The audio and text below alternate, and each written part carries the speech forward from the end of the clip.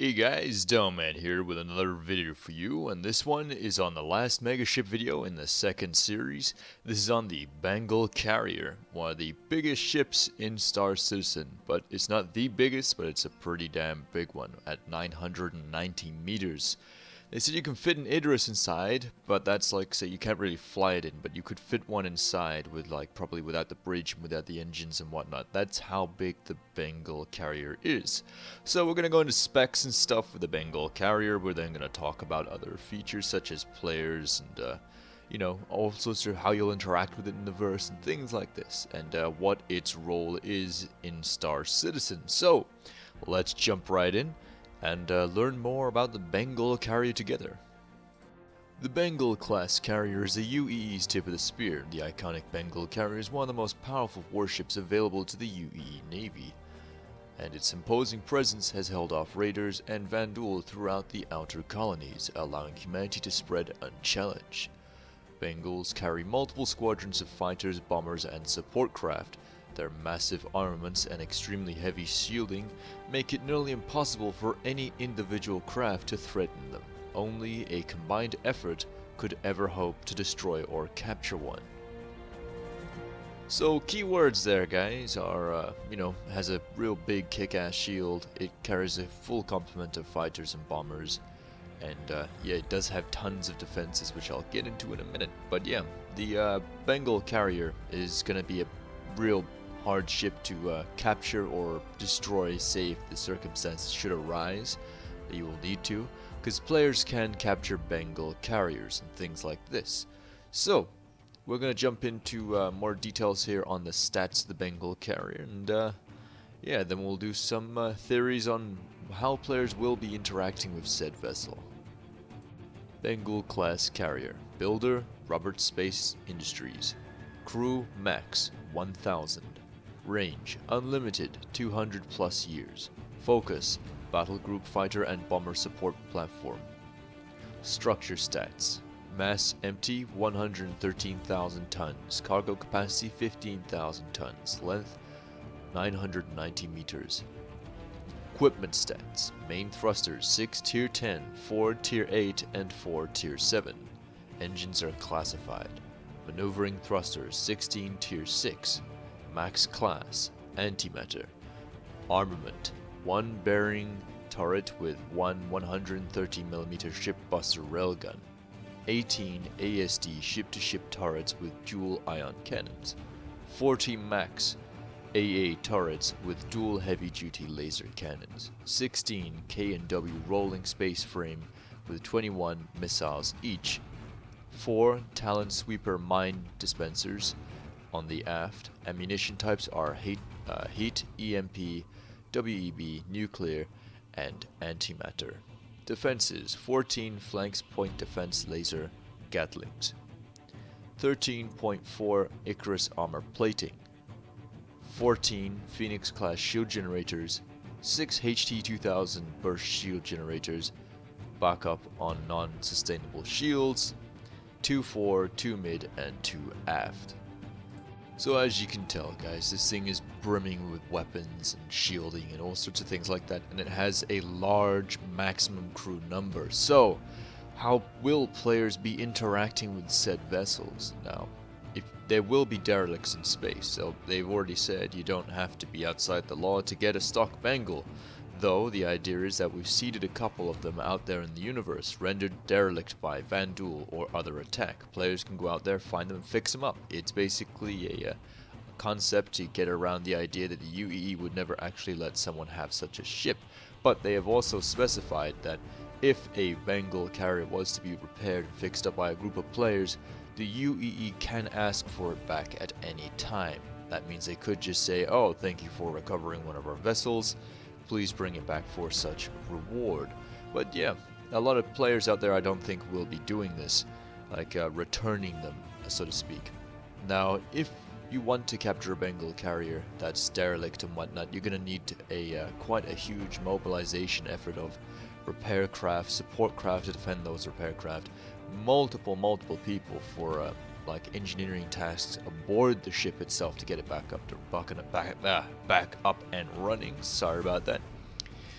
And on top of this, you're gonna need, say, multiple people to get an idea of how you're going to get these resources together to get this thing repaired. They're going to need to go out in search of components and things like this so they can get the ship operational again. So, Bengal Carriers. One of the biggest ships in Star Citizen, well, one of the biggest human ships in Star Citizen, I should say, because there's way bigger ships that the Vanduul have. But yeah, this is humanity's defense against the Vanduul. This is the tip of the spear. It's our shield and our sword. This is not including the Retribution class Super Dreadnought, which there is one of, so we're not going to go into more details on that because I already did a video on that ship. But yeah, the Bengal class carrier is going to be a big one. Now, if you are looking to capture a Bengal carrier and you're just one guy, well then, don't even think about it. It's not going to happen. You're going to need a large group of people. I'm going to say at least a minimum of 100 people at any one given time to start working on this thing. And that's just basic, I'd say that's just basic engineer players and people carrying the resources. It's not including the sheer volume of support craft for an operation such as that to recover something like this. You're going to need at least a few Polarises, other things like that to do sweeps and patrols around the area, because look at it this way. If you find one of these things derelict and word spreads, no doubt it will, and say you're repairing it, you're getting it up to speed, you're trying to get it fixed up, no doubt that word will get to another organization who are looking for a Bengal carrier as well. Then they'll come and try and take it off of you, and then you'll have a massive PvP conflict. And if you do not have the Bengal's defenses up, they'll try and destroy it if they can't get it. That's just the way people are. But yeah, you just need to remember that it's a very, very, very, very big ship. And it's only necessary if you are in an organization of, say, thousands upon thousands of people. You can afford to run something like this, no problem. But that's if everybody combines their efforts towards one goal, which is something I don't see happening with all these larger organizations, especially the ones before launch. Now, smaller organizations, sure, they've got time to plan and prepare and, get to know one another and play together. Bigger groups, though, like I'm talking about the real big ones, Operation Pitchfork, Test Squadron, these sort of stuff. There isn't that many people in these groups that actually know one another personally. There's not that many people in said groups that play together often all the time. And what I mean by this is, for the sheer amount of numbers they have, in terms of actual active dedicated players to said group, is actually quite small. So it's a bit of an illusion when you look at the organization page and you look at these huge organizations.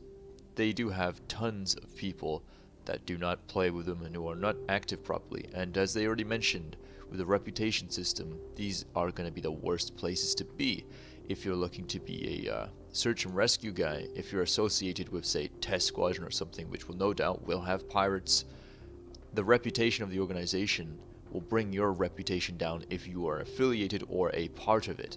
So you need to remember this, guys. Anyway, back to the Bengal Carrier. We're getting off track here. So with the Bengal Carrier, I imagine, I know there's a couple of part orgs out there, pretty big ones, that are looking to get something like this as their HQ. And that presents a really fun gameplay dynamic. Imagine this. You're thinking about what your next move is going to be. You're looking for bounties and whatnot, and then it comes on the news, Bengal Carrier captured by pirates. You're going to have to band together with a whole host of people. And to bring something down like a Bengal Carrier is going to need a well thought out strategy of a plan of attack. It can't just mob the thing right away, because you'll take too many losses. You're going to need to, use stealth, cunning, all these sort of things to bring something like this down.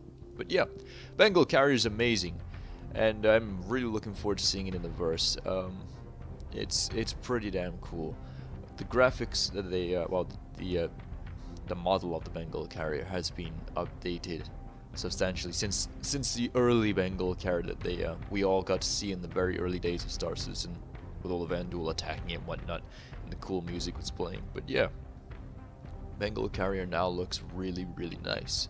So I hope that covers some of the basics, guys. The Bengal Carrier is a carrier, obviously. It can carry a whole host of fighters and bombers. It needs a maximum crew of 1,000. That's a whole lot of people. So if you're looking to maybe you know, serve aboard a Bengal Carrier, then yeah, it would be damn cool. It's like 4 battlefield maps rolled into one, and it's got to move. That's what CIG said in terms of like, you know, the design focus. It's very big. So in terms of like how big, it's like 4 battlefield maps rolled into one, and that's pretty kick-ass.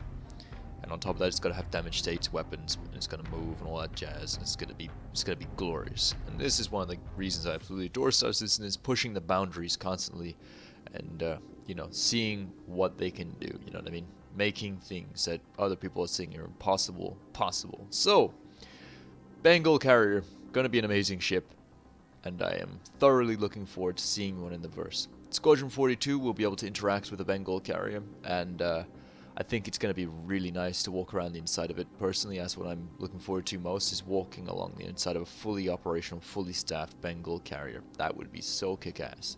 But yeah. So, one last thing, by the way, guys, before we end this. I'm going to be doing a couple more video series, but on dropships, cargo freighters, things like this. So the next video series I'll be doing, which is not tomorrow, but the next day, which will be on dropships, starting out with the lower end of the spectrum and what could be used as a dropship, all the way up to the most expensive dropships and dedicated troop dispensing platforms. So, thank you guys so much for watching. You know the drill, commanders. Fly safe, and I'll see you in the verse.